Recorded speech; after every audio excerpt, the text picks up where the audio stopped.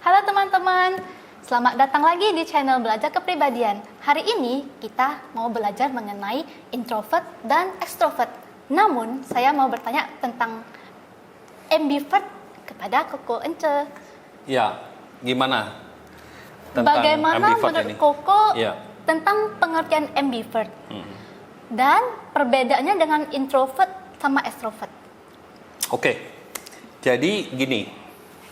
Yang bikin orang bingung tentang ambivert ini itu karena ada dua jenis kepribadian, yang teori kepribadian maksud saya, yang menggunakan istilah ini dan mirip sekali. Jadi yang pertama adalah yang lebih terkenal dari MBTI, yaitu Big Five.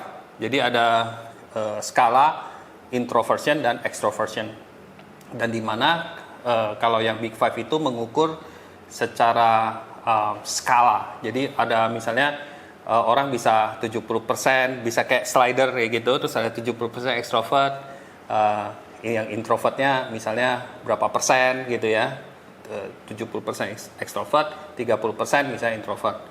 Nah kemudian kalau orang yang di tengah-tengah kayak 50-50 itu kadang-kadang disebut ambivert, karena mereka mengikuti skala gitu ya, persentasenya. Di MBTI sendiri juga ada istilah extrovert dan introvert, ya kan? Tapi kalau kita lihat dari lensa MBTI, itu menurut yang saya pahami sampai saat ini, tidak ada istilah ambivert gitu. Jadi setiap orang memiliki dominannya itu di mana itu cukup clear cut, cukup jelas gitu.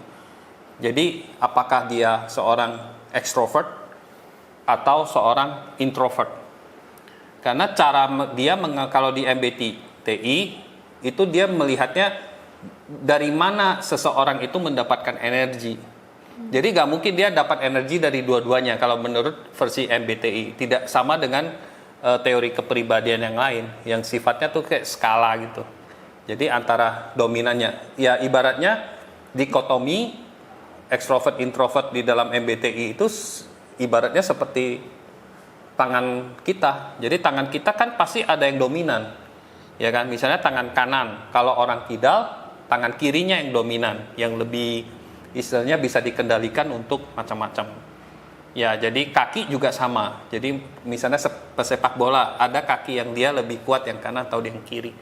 Jadi menurut saya ambivert di MBTI itu ibaratnya nggak ada. Tapi kita bisa lebih perluas lagi kalau kita belajar cognitive function. Setiap orang memiliki setiap tipe ya, memiliki sisi extrovert dan juga dia memiliki sisi introvertnya. Tapi dia pasti ada dominannya apa, itu yang menentukan type-nya gitu. Gak mungkin dia ambivert, karena gak ada tipe yang dominan functionnya ambivert misalnya, yang ada cuma extrovert, introvert.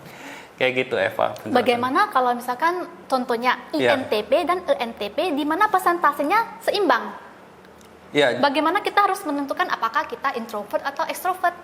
Ya, itu paling gampang kalau kita lihat di masa kecil kita sih. Masa kecil kita ya. Jadi function yang paling berkembang, yang awal berkembang itu biasanya adalah yang waktu kita kecil itu kita lebih mengembangkan fungsi utama. Jadi fungsi utama kita itu adalah yang introvert atau extrovert. Itu yang mesti kita gali. Kalau kita sudah lupa dengan masa lalu kita yang usia dari bayi sampai 7 tahun, kita bisa tanya orang-orang terdekat kita, ya mungkin orang tua atau misalnya tante atau yang deket-deket gitu. Jadi kita bisa lihat bagaimana behavior kita.